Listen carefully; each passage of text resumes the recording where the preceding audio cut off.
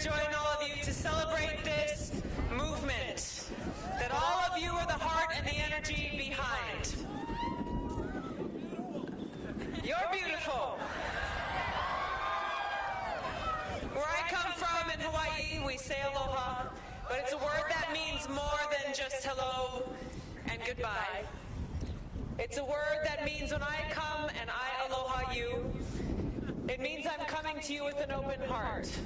I come to you with respect, with love and with compassion, that we all stand equal, together, on one ground, in this wonderful fight towards a brighter future. Aloha.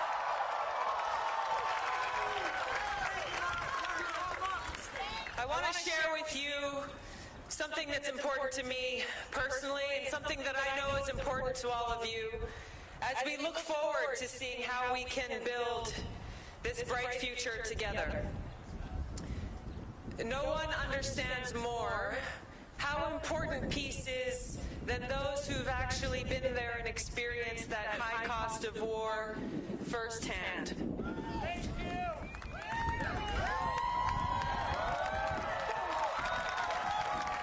We have some veterans here, I know, in the crowd, brothers and sisters who've served in uniform.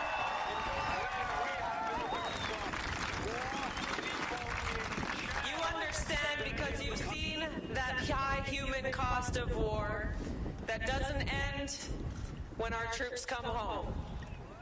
During my first deployment to Iraq, I served in a medical unit where every single day that high human cost stared me back in the face. It's something that sticks with me in my heart and that I continue to carry with me.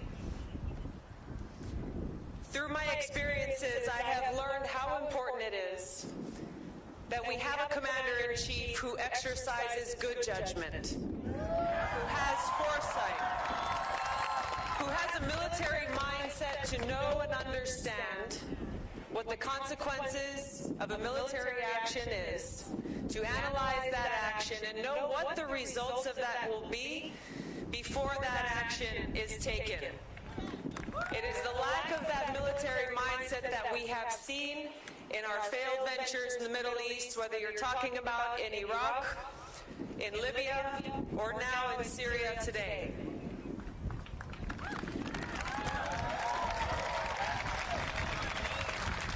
I'm endorsing Senator Bernie Sanders and supporting him and helping him in his efforts to be our next commander-in-chief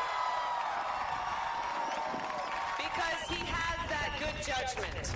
He has that intelligence. He has that foresight. He will make those decisions about when and where American military power should be used, and just as importantly, when and where it should not be used.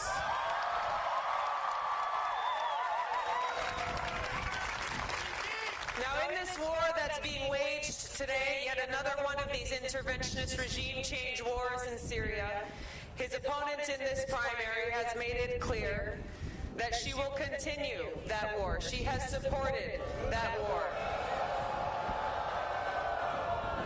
Senator Sanders has made it clear that he will no longer waste our precious resources and lives on these interventionist regime change wars. He will fight to protect the American people from those who threaten us, but he will focus those resources on investing in and rebuilding our nation right here at home. So that's the clear choice that's before us. Florida, you have already begun early voting. It ends on Saturday.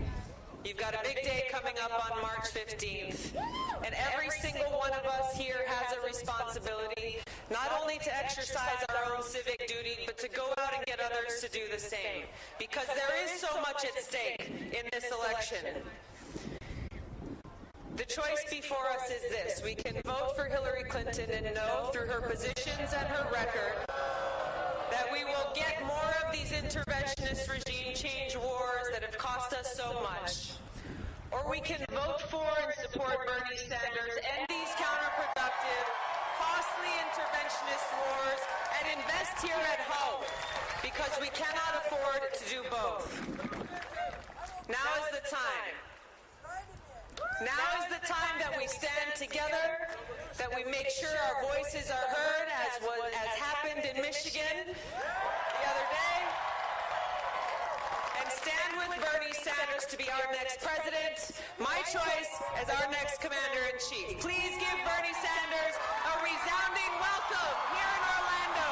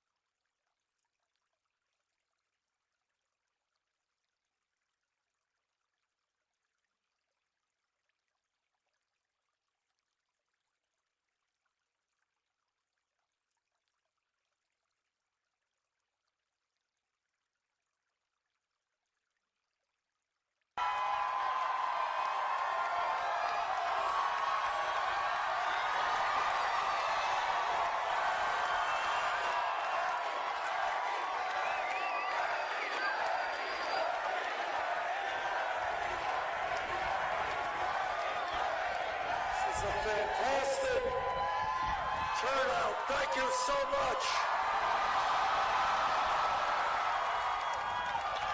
Let me thank Jeannie Robles and Jim Ofant, and let me thank Tulsi Gabbard. Not only, as you know, Tulsi is a great congresswoman from the state of Hawaii. She is a veteran, and she is a champion in the fight to make sure we do not get involved in perpetual warfare in areas we should not be.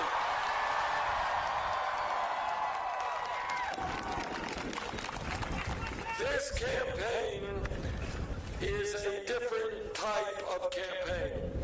And the reason for that is we're doing something very radical. We are telling the American people the truth. And here is some truth. No president, not Bernie Sanders or anybody else, can deal with the major crises facing our country alone. The only way we transform this country is when we do it together.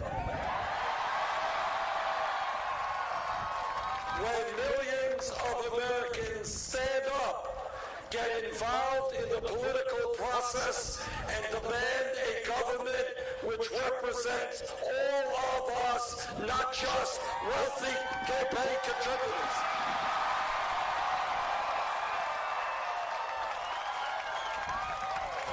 Now, this campaign is different because we listen to the people, not billionaire campaign contributors. And this is what we have heard from people in Florida and all over this country. First, we have heard that people cannot make it on $8, $9, $10 an hour.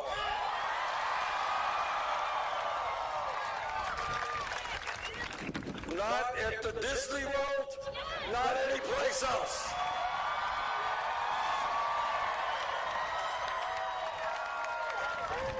Billionaire corporations should not be paying working people starvation wages.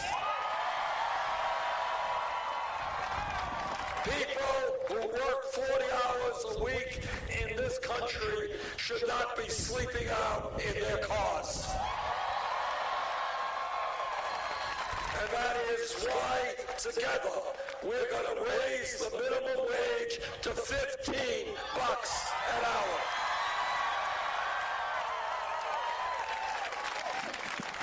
This campaign is listening to senior citizens. And And what senior citizens are telling me is they cannot make it on $11,000 or $12,000 a year Social Security. And you know what? Nobody can make it on $11,000 or $12,000 a year Social Security. Now, my Republican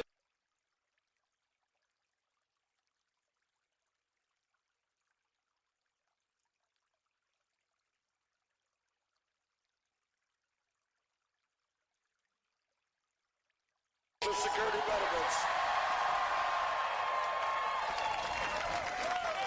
This campaign is listening to the veterans community. And what the veterans are saying is they want quality health care and they want their benefits in a timely manner, and that's what we're going to provide to them. This campaign is listening to young people.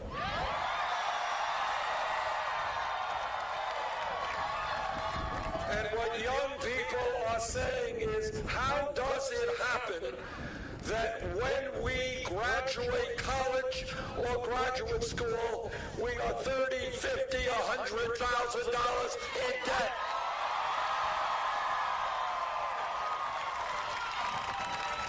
This country needs a well-educated workforce to compete in the global economy.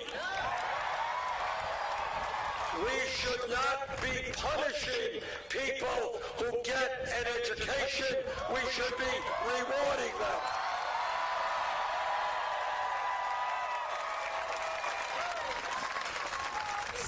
Years ago, when we talked about public education, first grade through 12th grade was a great idea because a high school degree 50 years ago enabled you, in most cases, to go out and get a great job.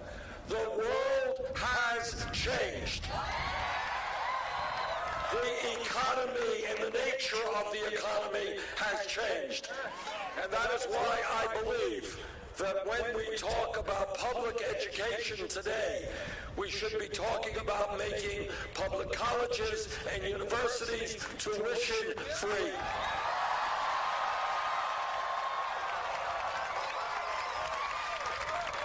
And what we have also got to talk about is making sure that we lower student debt for millions of Americans who are being strangled with that debt.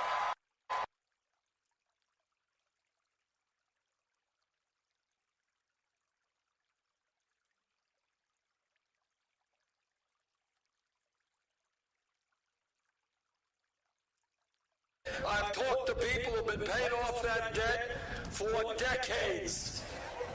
That is crazy. And what our legislation does, and what I will do as president, is give everyone in this country who has student debt the ability to refinance that debt at the lowest interest rates they can find.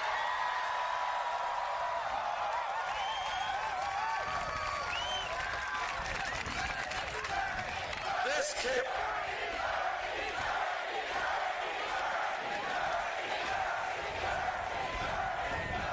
Now, some people say, they say, oh, Bernie, you're an eyesight guy, and you want to make public colleges and universities tuition free, and you want to lower student debt. You're like Santa Claus giving away things. How are you going to pay for that? And I will tell you how we're going to pay for it. What we are going to do is put a tax on Wall Street speculation. Now, all of you remember, and people in Florida remember this very clearly, that Wall Street greed and illegal behavior drove this country into the worst economic decline since the 1930s. And after the crooks on Wall Street destroyed the economy, they went running to Congress and they said, bail us out. Well, now I think it is time for Wall Street to help the middle class of this country.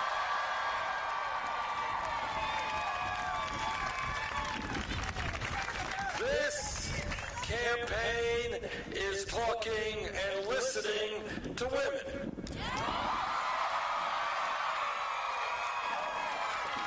And what women are saying is, why does it happen that they go to work in an office or for a company and they're making 79 cents on the dollar compared to men? And the answer is old-fashioned sexism, which we are going to change.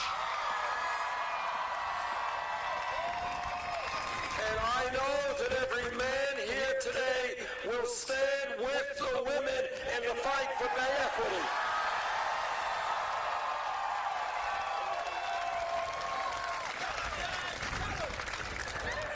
And this campaign is listening to our brothers and sisters in the African American community.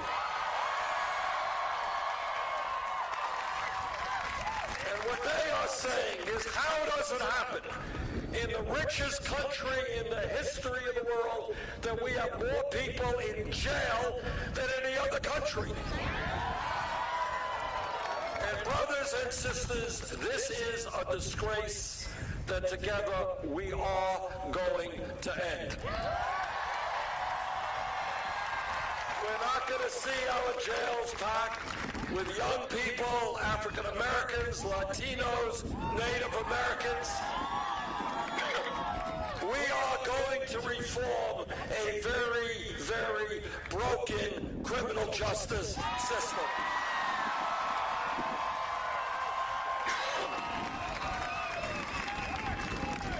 Now, I'm a former mayor, and I've worked with policemen throughout my career, and the vast majority of policemen and policewomen are hardworking, honest, and they're doing a very, very difficult job. But like any other public official, when a police officer breaks the law, that officer must be held accountable.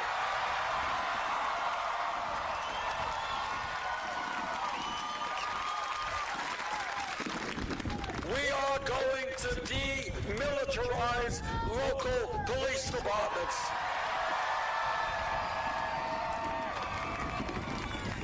Police departments are designed to serve the people, not look like oppressor forces.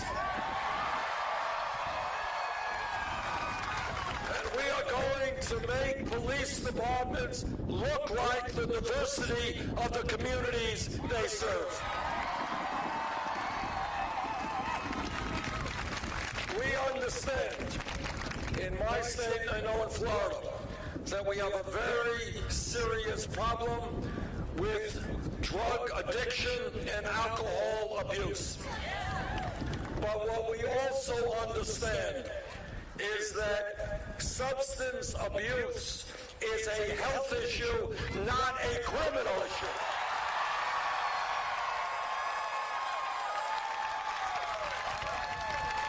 We need a revolution in mental health treatment in this country.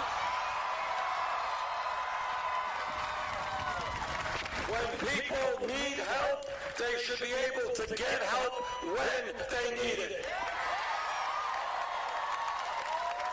We have got to take a very hard look at the so-called war on drugs. Right now, under the Federal Controlled Substance Act, heroin is listed at the same level as marijuana. That's wrong. And I have introduced legislation to take marijuana out of the Federal Controlled Substance Act.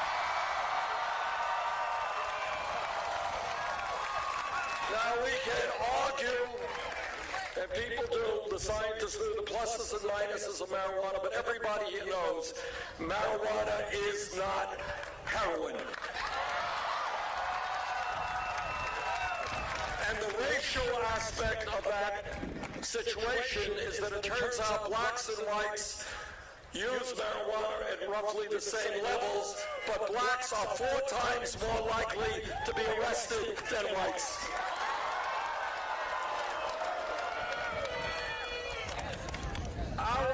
campaign is listening to our brothers and sisters in the Latino community. We are listening to our brothers and sisters from Puerto Rico. And what our Latino brothers and sisters are telling us is they are tired of living in the shadows. They are tired of living in fear. They are working hard, often exploited. They want comprehensive immigration reform and a path towards citizenship. And I agree. And our brothers and sisters from Puerto Rico are tired of Wall Street vulture institutions charging their government outrageously high interest rates and forcing the government there to close down schools and health facilities. We're going to tell the Wall Street vultures who own bonds in Puerto Rico, no, they are not going to destroy that beautiful island.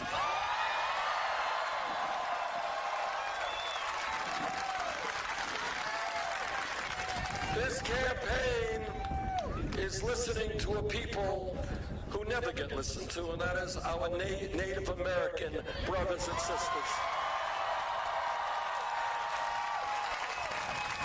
Everybody here knows how much we owe the Native American community.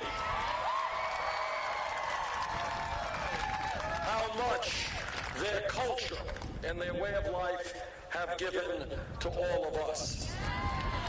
And yet for hundreds of years, treaties have been broken, they have been lied to. Together, we are going to change that and treat Native Americans with the respect and dignity they deserve.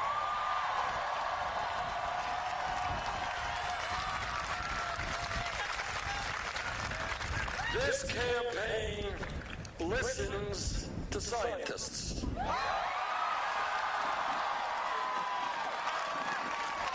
And I am a member of the Environmental Committee of the United States Senate. And I have talked to scientists all over the world.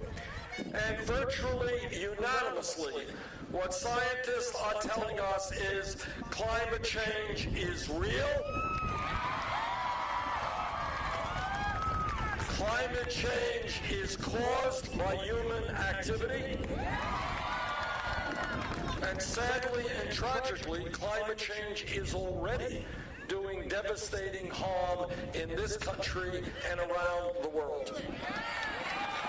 And this is what the scientists tell us, is that if we do not get our act together in a very short period of time, the bad situation of today will only become worse in years to come. And in fact, by the end of this century, this planet could be 5 to 10 degrees Fahrenheit warmer than it is today. And what that means, let's be clear about what that means. What that means is more drought, more floods, and you're already seeing that in Miami Beach. More extreme weather disturbances, and you're seeing some of that here. More acidification and destruction of the oceans. More rising sea levels. More international conflict as people fight for limited natural resources. That is the future if we don't have the guts to stand up to the fossil fuel industry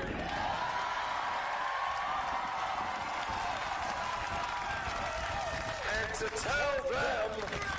tell them that their short-term profits are not more important than the planet we intend to leave to our children and grandchildren.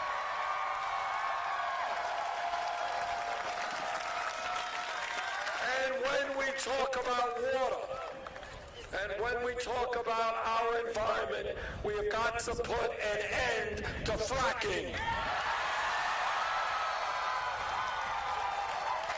And we we've got to put an end to offshore drilling of oil. Look, this is Florida. And I'm from Vermont. We don't get this in the middle of the winter. This state can be producing enormous amounts of energy from solar.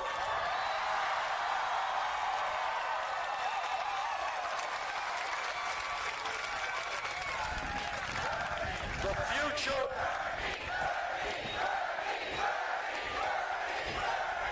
future of energy in America, if we are going to save this planet, and if we're going to work with other countries around the world, is to do everything we can to move to energy efficiency, to solar, to wind, to geothermal, to sustainable energy.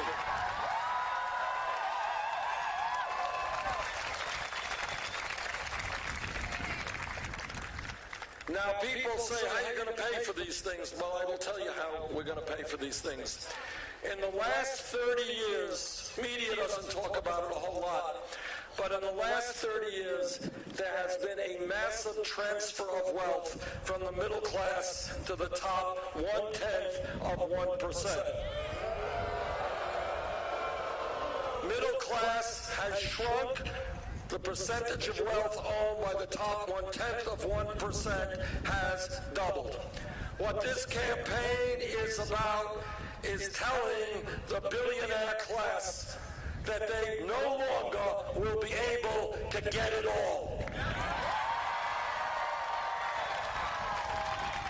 That this country belongs to all of us and not just a handful of billionaires.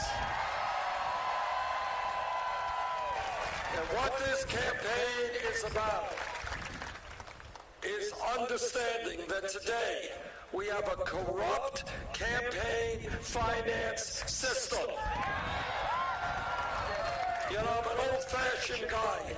Democracy to me is one person, one vote, not billionaires buying elections.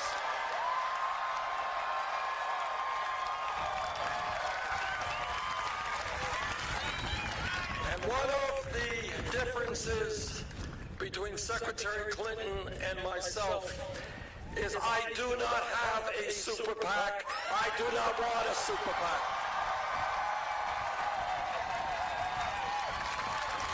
Secretary Clinton has raised $15 million from Wall Street, millions from the drug companies, millions from the fossil fuel industry.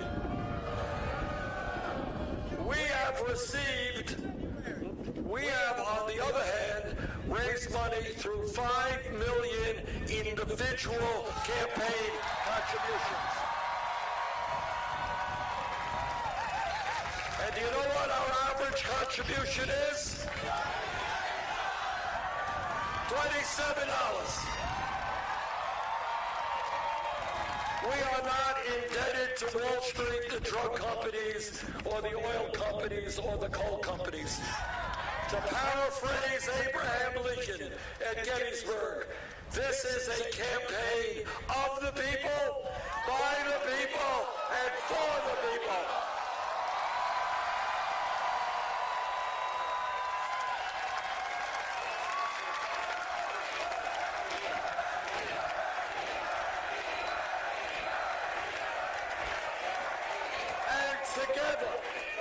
Together, we are going to overturn this disastrous Citizens United Supreme Court decision.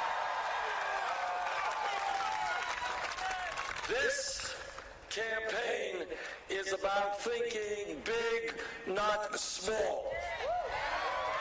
It is about understanding that if we have the courage to stand together and not allow the Trumps of the world to divide us up,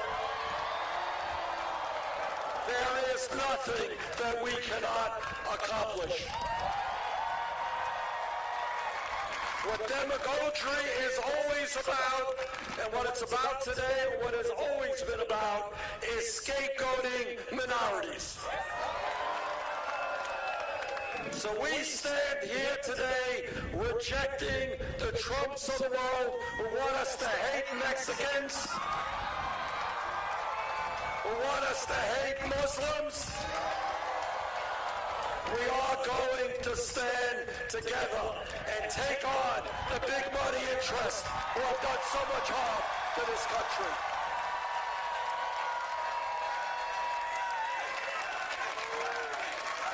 What this campaign is about is exposing Republican family values.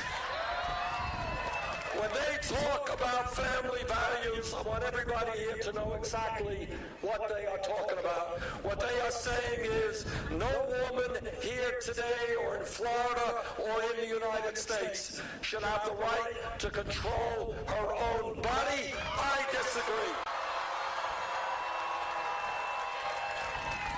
What they are saying is that our gay brothers and sisters should not have the right to be married. I disagree. When I talk about family values, what I talk about is ending the international embarrassment of the United States being the only major country on earth not to guarantee paid family and medical leave.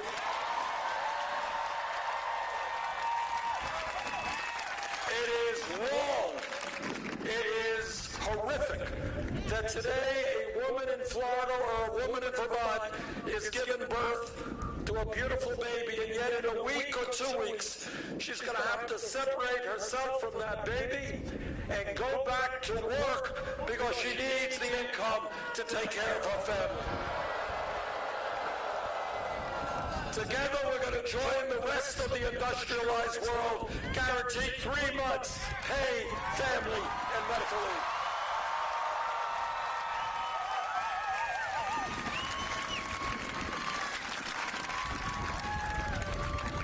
Change, as all of you know who have studied history, change never takes place from the top on down.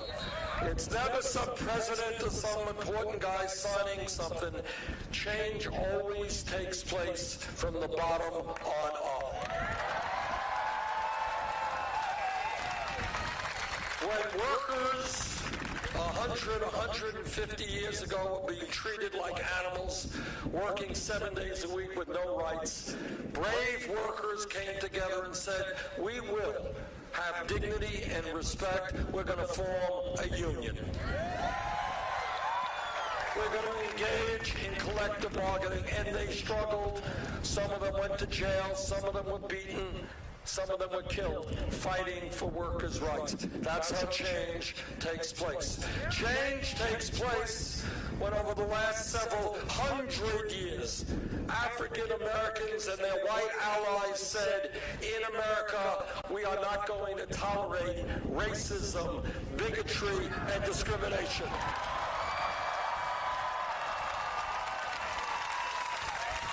And some of those fighters were beaten and jailed and lynched, but they continue the fight to make sure that America fulfills its promise of justice for all people.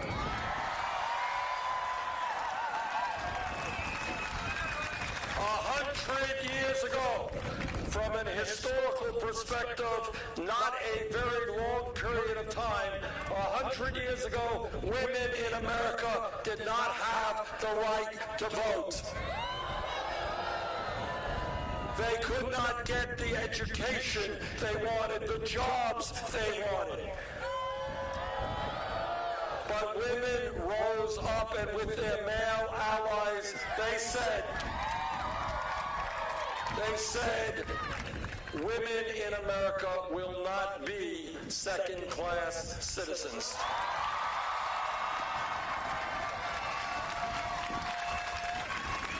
And they struggled, and they went on hunger strikes, and some of them died in order to make sure that women in America were treated with the dignity and respect that all of our people deserve.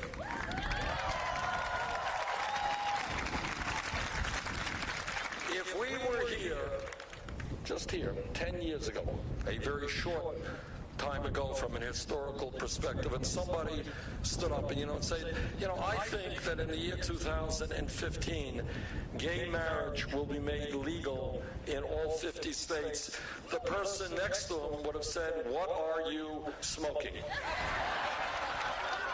Which raises a whole other issue.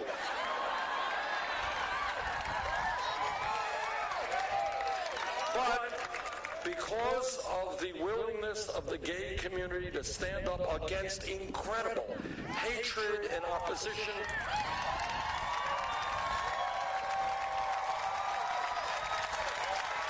and the willingness of many straight people to stand with them, we have achieved huge change.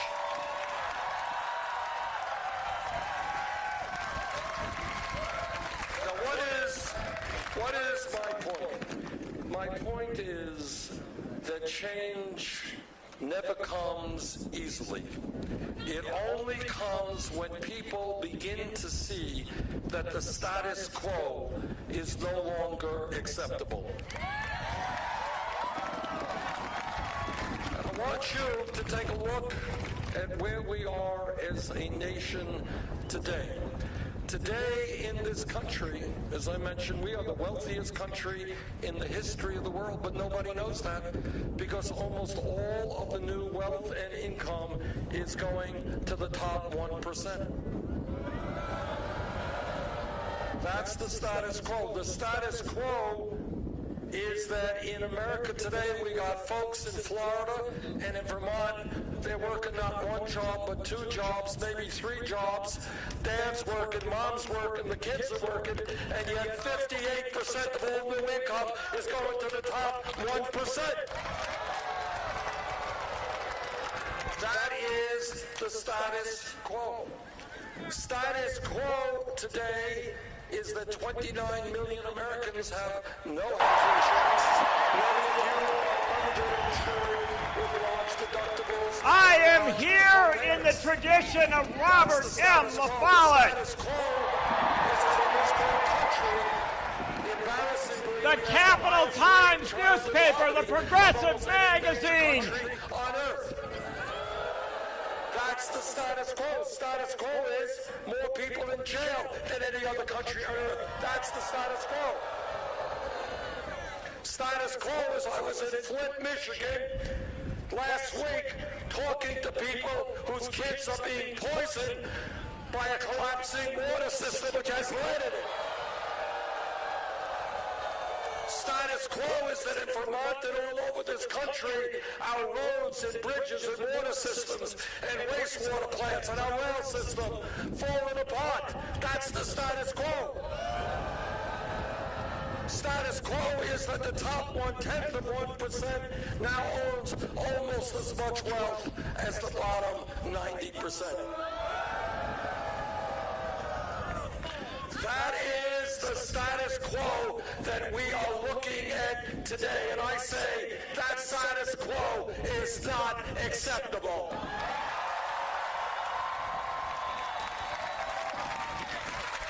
And that we have got to change it. Now let me also tell you about the status quo, which is that the people who own this country do not want you to vote. They do not want you to participate in the political process. But here is the only antidote to what these guys are doing. They want a world in which corporate America, Wall Street, and large campaign donors can do exactly what they want because they have bought the United States Congress and bought the White House. Do you think any of these billionaires are staying up nights worrying that people here are working for $9 an hour? They could care less. Do you think they care that elderly people are struggling at $11,000, $12,000 a year Social Security? They could care less.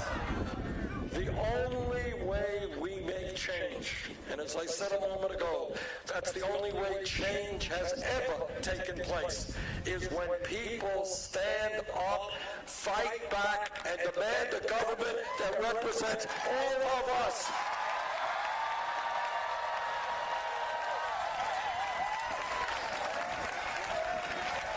Today in America, the status quo is we have one of the lowest voter turnouts, one of the lowest voter turnout rates of any country on earth. I think together it's time we change that, creating the highest voter turnout of any country on earth. Not only are we going to overturn the Citizens United, we are going to stand up to those cowardly Republican governors who are trying to suppress the vote.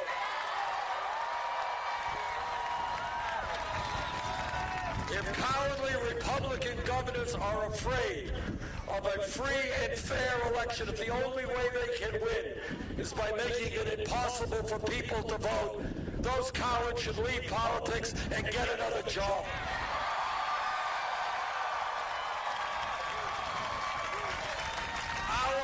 My view is if you're 18 years of age in this country and a citizen, you have the right to vote. End of discussion.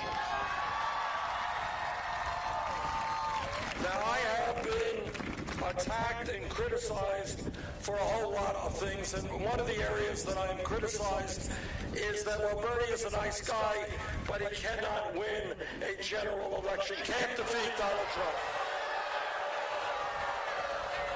Well, let me just tell you something. Virtually every poll that has come out in the last month has us running way, way ahead of Donald Trump.